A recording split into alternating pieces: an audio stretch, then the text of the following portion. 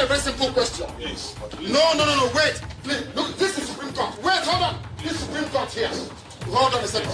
Hold on. I said hold on. What you're doing is not law. You don't know the law. Show me. I said show me where you have the right to waive my right to final address. Show me. That's what the Constitution says. Show me. Show me.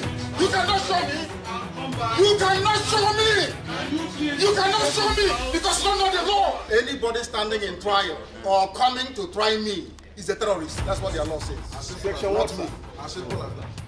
Section 2, subsection 3F of Terrorism Prevention and Prohibition Act. That's what it says. So any court considered to try me is committing an act of terrorism. Yes. It's very clear. You cannot violate a treaty that Nigeria entered into and then come to try that very person. It's not done anywhere in the world. So you must be aware of that. So that is why there is all these ridiculous delays. That is what the Supreme Court said. I did not jump in. My home was invaded. They came to kill me and I survived. They came to Kenya to kidnap me, brought me back to this country and seeking to try me, which the law says cannot happen. You cannot violate a treaty that Nigeria entered into and then hope to stand on that illegality to conduct a trial. Is not done anywhere in the world. I'm happy in my case. This is why I do what I do. I am campaigning for the freedom of my people because of the persecution that we're facing. It's as simple as that. Nothing more, nothing less. God will punish you. Now and forever. Judgment may actually be riddled with so many flaws that it could potentially fall apart on appeal. Stick with me as we break it down step by step, and you'll see why this case could take a very different turn when the higher courts get involved. Please make sure you do well by sharing this video, hit the like button and subscribe to the channel. The first thing that caught our attention was the issue of jurisdiction. Now, any legal proceeding, especially in criminal cases, has to settle jurisdiction first. If a court doesn't have jurisdiction over a case, then the whole process is considered invalid from the start. In Kanu's case, his legal team challenged the court's jurisdiction to hear the case.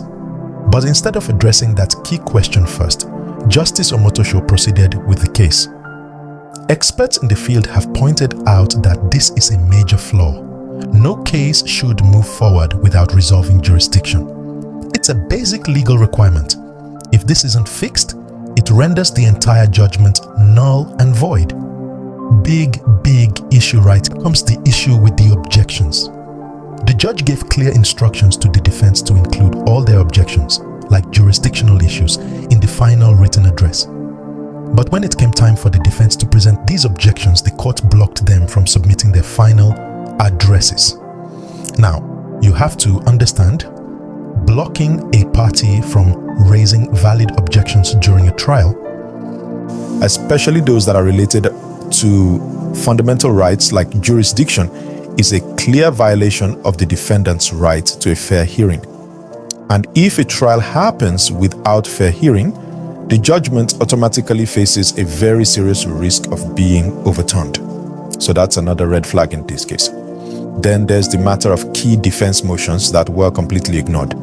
The defense filed motions on critical issues like Kanu's illegal rendition, abuse of court process, double criminality, and charges based on a repealed law. These motions were all left without written rulings from the judge. Now, legally speaking, any decision made by a judge must have a written ruling on all motions that have been filed before judgment. The fact that the judge didn't provide written rulings on these crucial applications is a serious procedural mistake. In any properly conducted trial, this is a fatal error.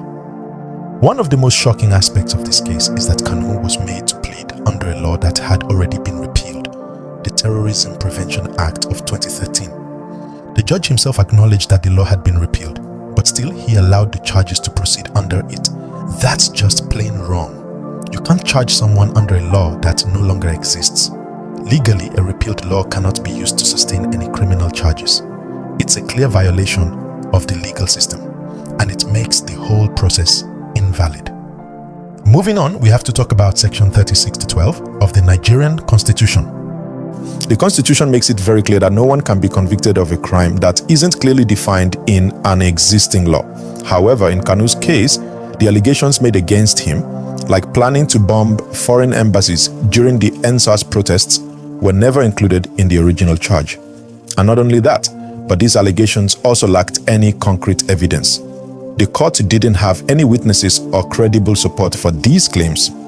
Legal experts are alarmed at the way this was handled because it seems like the court introduced entirely new claims without the proper legal backing. This is a clear breach of legal principles and judicial ethics. Now let's get into something really interesting, the savings clause in the new Terrorism Act. The court relied on this clause, which supposedly allows old cases to continue even after laws are repealed. But here's the problem. Legal experts argue that no savings clause can override the Nigerian constitution.